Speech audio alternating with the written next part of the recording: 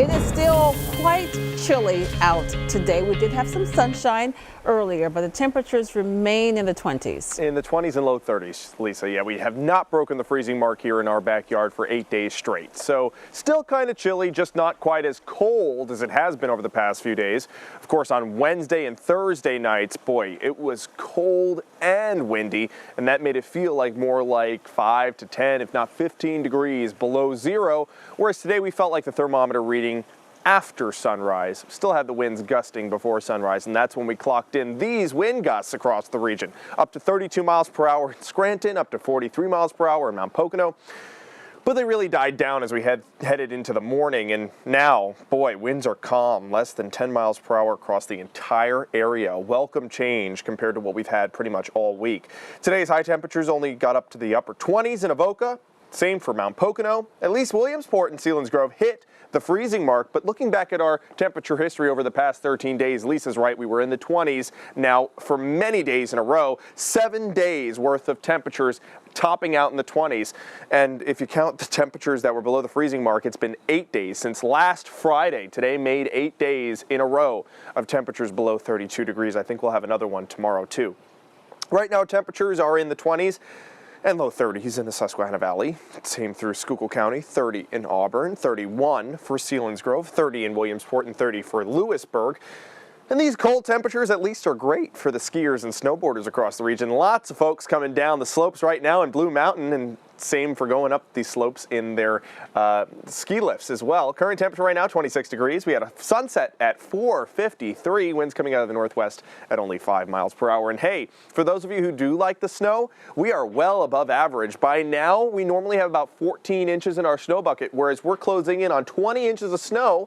And after the snow that comes in tonight into tomorrow morning, I think we will break that 20-inch threshold and be closer to 6 inches above the average for where we normally are in this season by now. Right now we have some snow showers in western Pennsylvania stretching from Erie down to Pittsburgh. They're going to be more widespread and more prominent, more prolonged too out in western Pennsylvania, and that's why they'll pick up some more snowfall. There are winter weather advisories for western Pennsylvania, whereas here there are no winter weather advisories. Just not expecting as much snowfall as what they're going to see out in western Pennsylvania. There are two different low pressure systems, one down in the Gulf and another up in the Great Lakes region.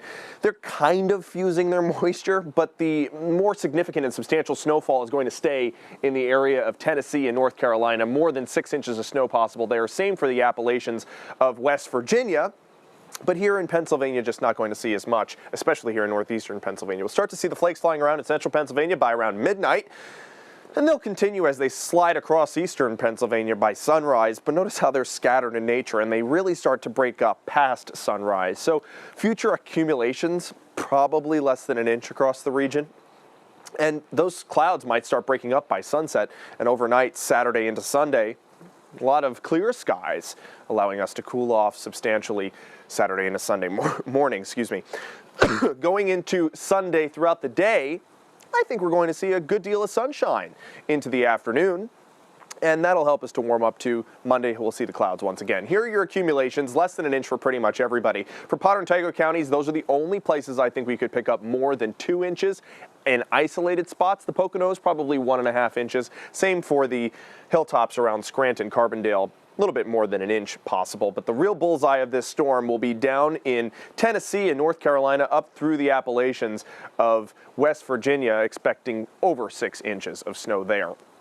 And by the way, Arkansas today picked up 14 inches of snow. So this was a storm for the south.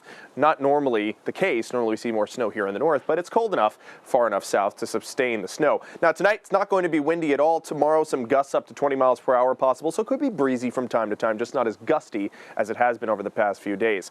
All right, we got the dog walking forecast. This is Tico. He's 18 years old, and our good friend here at WNEP, Greg, who works in sales, this is his pup, and we honor him. He is a cutie, and I'm sure he's lived a wonderful 18 years of life. And hey, look at this. Sunsets at 5 p.m. are on the horizon. In just a week, we will have a sunset at exactly 5 o'clock.